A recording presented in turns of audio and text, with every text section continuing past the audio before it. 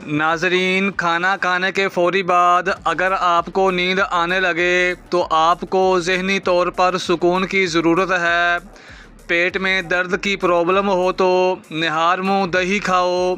दही और आड़ू एक साथ खा लेने से पेट के सारे कीड़े मर जाते हैं। घर में लकड़ी की बनी हुई चीज़ों की सफाई नमकीन पानी के साथ करें। दही के ऊपर वाली बलाई को कील मुहासों पर लगाएं। कील मुहासे 2 दिन में ख़त्म हो जाएंगे।